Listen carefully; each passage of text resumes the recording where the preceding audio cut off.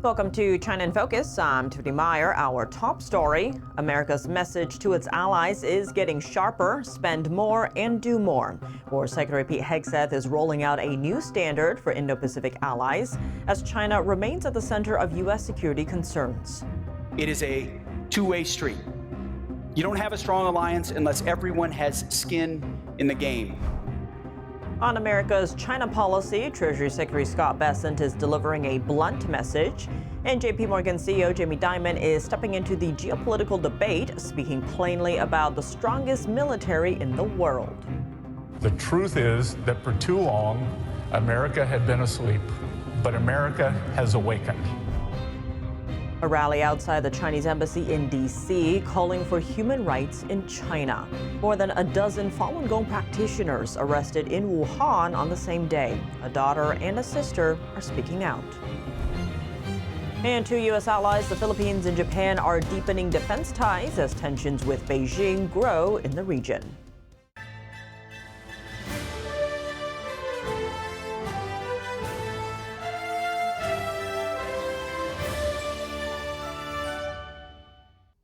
The United States is reshaping its approach in the Indo-Pacific, keeping China firmly in its sights while raising the bar for its closest allies.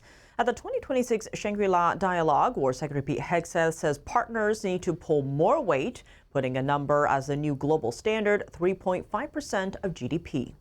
Washington's warnings about China may have softened in tone this year, but they haven't gone away. War Secretary Pete Hegseth, speaking at a major Asia security forum, struck a notably different note from last year. But Beijing's role as a driver of instability in the Indo-Pacific remains front and center. Here's a look at what Hegseth said last year compared to this year. We are watching very closely China's destabilizing actions. And any unilateral attempt to change the status quo in the South China Sea and the First Island chain by force or coercion is unacceptable. When we look across the region today, there is rightful alarm regarding China's historic military buildup and the expansion of its military activities in the region and beyond. We share a clear-eyed assessment of that security environment. This year, however, Hegseth focused more on America's partners. He introduced the concept of model allies, countries that meet a new benchmark, spending at least 3.5% of their GDP on defense. We will prioritize working with model allies, those nations who are most capable, clear-eyed, and ready to defend their national interests. For those nations, we are moving them to the front of the line. Expedited arms sales, deep industrial base collaboration, expanded intelligence sharing. The list goes on. He pointed to South Korea, the Philippines, Japan, and Australia as examples for others to follow. Hegseth also made it clear that allies falling short of that standard need to step up. Listen, I mean, if I'm being honest, 2% is not enough, and so 2% is freeloading. And we can't just say, oh, we've been friends for a long time, so let's work together. It's we've been friends for a long time, so you better have the same capabilities we do, because if we don't, our alliance is meaningless. Hegseth also laid out his strategic vision for the region, calling for a strong, quiet, and clear approach. That means prioritizing hard power and deterrence. We will build and sustain a strong denial defense in the Western Pacific that ensures aggression is infeasible, escalation unattractive, and war deemed irrational. Our military posture will be resilient, distributed, and optimized to deny quick, decisive gains through military force. On the diplomatic front, President Trump and Chinese leader Xi Jinping met in Beijing in mid-May, agreeing to work toward a more stable relationship and lower the risk of conflict. It's our essential responsibility at the department to ensure that the president is always negotiating from a position of unquestionable strength. By maintaining open lines of military-to-military communication, we can coordinate, deconflict, and reduce the risk of miscalculation. But even as that dialogue moves forward, Taiwan remained a flashpoint. Hegseth made no mention of Taiwan in his remarks, but when asked about the administration's pause on $14 billion in arms sales to Taiwan, he was pressed to respond. And I had a chance to talk to President Trump this morning. He wanted me to reiterate how patient he is in ensuring that with America undertaking this kind of historic endeavor, any deal will be a good one. a great one, and he's patient in the pursuit of that. Amid lingering questions about the U.S.'s commitment to the region, Hegseth was direct. Washington is staying engaged. If you look at our defense planning guidance or our national defense strategy, we are funding toward, exercising toward, and planning toward the most difficult problem set, which is power projection into this region and working with our allies and partners. And with the defense budget now topping $1.5 trillion, the U.S. is backing that up. Washington is ramping up domestic production and partnering with allies on joint manufacturing to significantly expand ammunition output. A blunt message from Treasury Secretary Scott Bessent: America's past China strategy failed, and he's laying out what comes next. In a rare move, JP Morgan CEO Jamie Dimon also steps into the geopolitical debate, speaking plainly about the strongest military in the world. Here's more.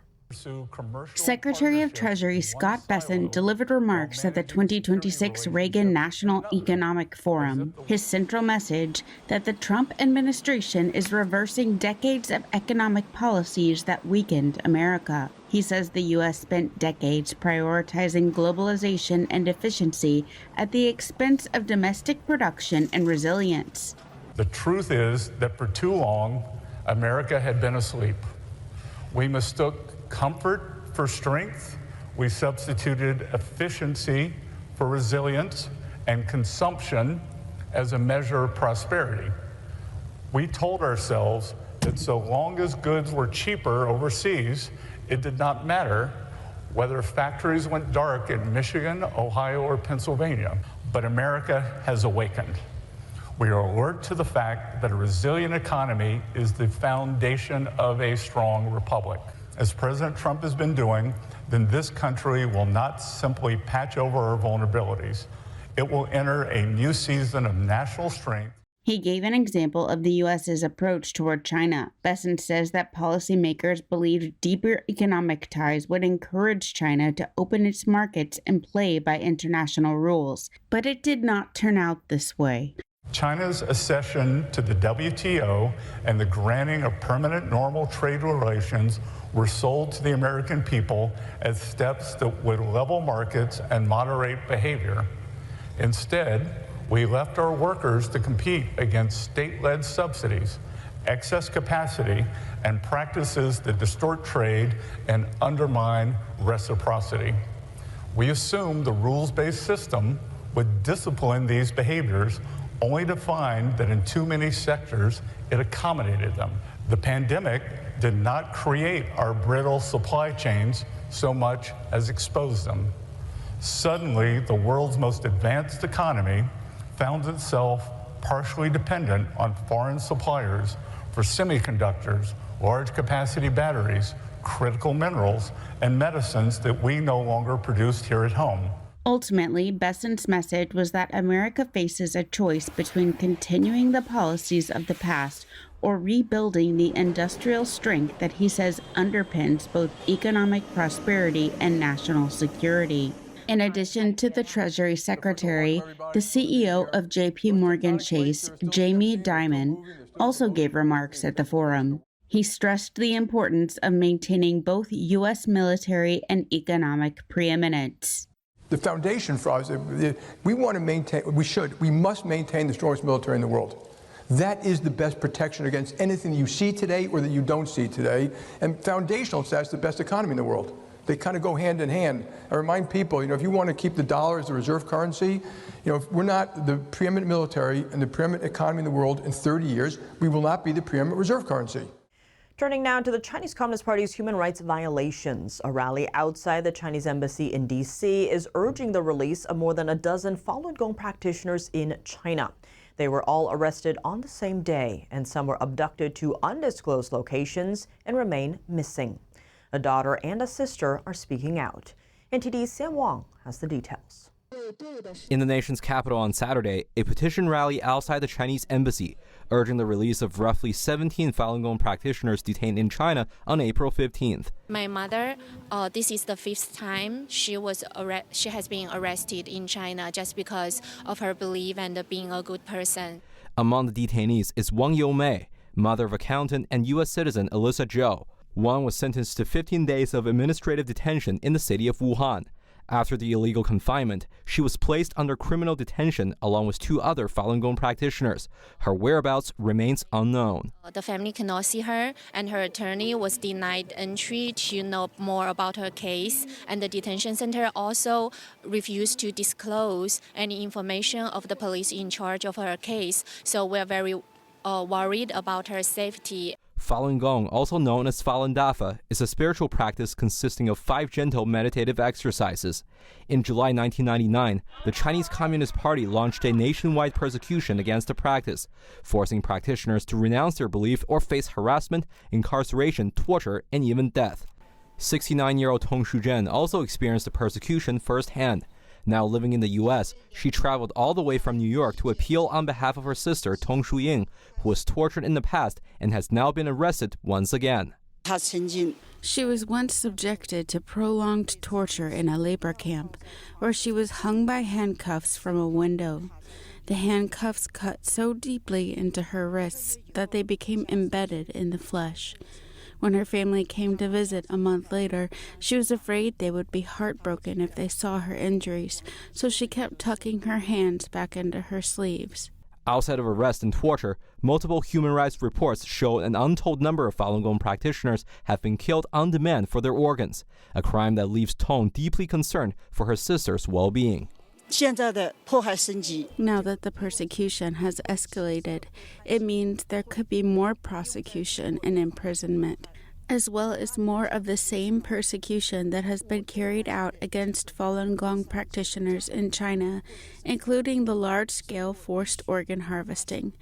What worries me most is her personal safety. In March, the Senate introduced a bipartisan bill titled the Falun Gong and Victims of Forced Organ Harvesting Protection Act. The legislation seeks to sanction those involved in this human rights violation. Sam Wang, NTD News, Washington, D.C. The U.S. is tightening restrictions on China's access to advanced American AI chips. The Commerce Department issued a new guidance saying Chinese-based companies must obtain export licenses for high-end U.S. chips, even when buying through overseas subsidiaries. Under current U.S. export controls, Chinese companies cannot legally buy NVIDIA's most advanced Blackwell AI chips. However, there is a loophole. Some Chinese companies are still acquiring the chips through their subsidiaries or third parties located outside China. The new rule is aimed at closing this loophole. The Philippines and Japan are strengthening defense ties amid growing concerns over China's military activity in the region. The move comes as both countries look to expand security cooperation and bolster regional stability. Speaking on the sidelines of the Shangri-La Summit in Singapore on Sunday, Japanese and Philippine officials announced progress on plans to deepen military ties. That includes a potential transfer of Japanese military vessels to help strengthen the Philippines' naval capabilities. The Philippines Defense Secretary says the country aims to have the Japanese vessels in service within a couple of years. The two sides are also discussing closer intelligence sharing and other security initiatives. That's after Philippine President Ferdinand Marcos Jr. and Japanese Prime Minister Sanae Takaichi recently agreed to elevate ties to a comprehensive strategic partnership. The deepening relationship comes as both countries respond to China's increasingly aggressive actions in the South China Sea and surrounding waters. New talks between the U.S. and Philippines, Secretary of State Marco Rubio and Filipino President Ferdinand Marcos Jr. discussed security and economic issues in a phone call on Monday. The White House says the two spoke on developments in the South China Sea, along with broader regional energy concerns. It comes just days after a visit to the Philippines by U.S. Undersecretary of State Jacob Helberg as the two countries continue to deepen cooperation as treaty allies. Coming up, China's top diplomat met with Canada's senior officials, but outside the official meetings, members of communities the Chinese regime is persecuting were waiting for him. And a high-profile visit to the U.S. is raising tensions between Taiwan and China with a possible impact on U.S.-Taiwan relations. More on that after the break here on China in Focus. Welcome back to China in Focus. I'm Tiffany Meyer. Now to Canada, where China's top diplomat got a different kind of welcome in the nation's capital. Foreign Minister Wang Yi was in Ottawa last week to meet Canada's foreign minister and prime minister.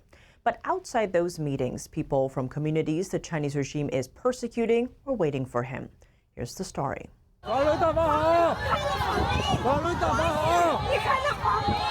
China's Foreign Minister Wang Yi arrived in Ottawa. It's the first visit by a Chinese foreign minister to the Canadian capital in a decade. Falun Gong practitioners were already there to protest, and wherever Wang went, the protests followed. Falun Gong is a spiritual discipline based on the principles of truthfulness, compassion, and forbearance, and it has been persecuted in China since 1999.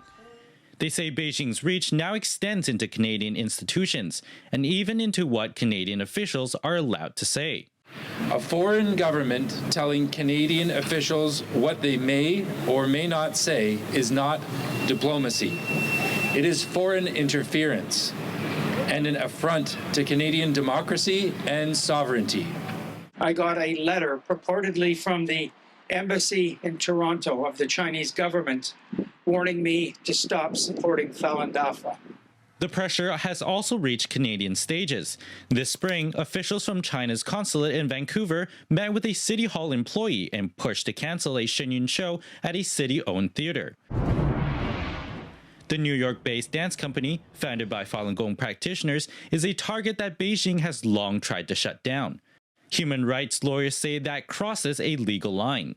They can't legally, the embassy and consulates cannot approach these dance company venues directly, and they're doing it. Canada has the laws on the books and our government has the power to protect us from this foreign interference. But the visit also raises a bigger question: who Wang Yi is and what Canada may be giving up to do business with Beijing. I don't see the compromises that he's making on non-trade issues, on security and sovereignty and democratic values as justified by the potential benefits that, frankly, I don't think will derive from his interaction with the Chinese. Stop transnational repression of Falun Gong. Inside the meetings, the tone was different. Over decades, Canada and China have shared a rich history with deep people-to-people ties, and today, with your visit, we are building on more than 55 years of our diplomatic relationship. Prime Minister Mark Carney met Wang but made no comments, and media access was tightly restricted. For the protesters, it came down to 3 demands. We urge the Canadian government to raise 3 critical demands with Wang Yi. 1, end transnational repression on Canadian soil. 2, end the persecution of Falun Gong in China. 3, release 9 family members of Canadians currently imprisoned in China, sentenced to up to 9 years for nothing more than practicing their faith. NTD News, Canada.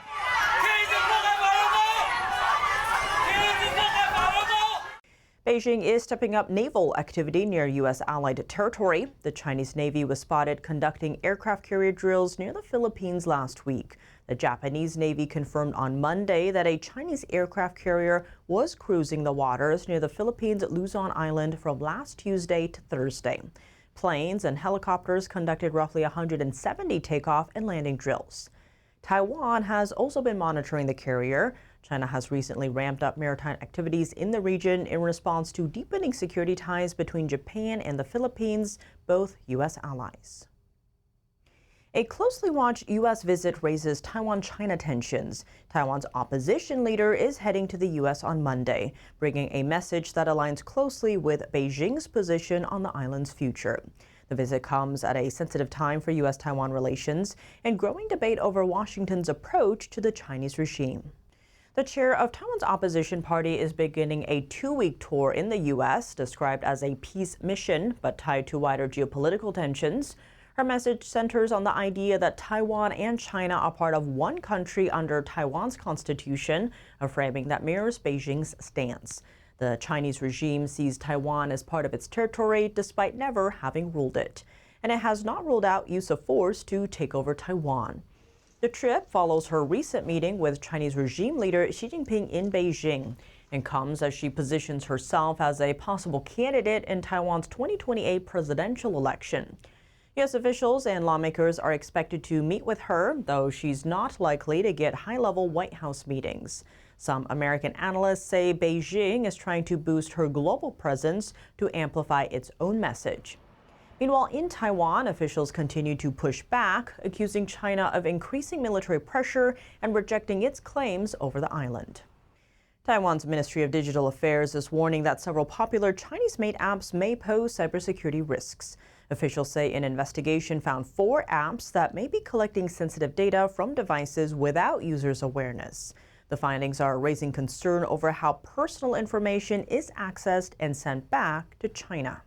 The review looked at apps including navigation platform AMAP, video services Bilibili and iQIYI, and messaging app Bimo. Officials tested whether the apps are tracking users, sharing data across apps, and collecting information from devices. AMAP was flagged as the highest risk. Investigators say it can access location data, contacts, photos, the microphone, and gather other sensitive information. And some of that data is transmitted to servers in China. Taiwan has banned the government use of Chinese-made apps and is urging its citizens to remove those apps as soon as possible. That's all for today's China in Focus. I'm Tiffany Meyer. If you have any feedback on the show or have something you'd like to see us cover, send us an email at chinainfocus@ntd.com. We'd love to hear from you. For on-the-clock original news coverage, visit us at ntd.com or download our NTD app. Thanks for watching. See you tomorrow.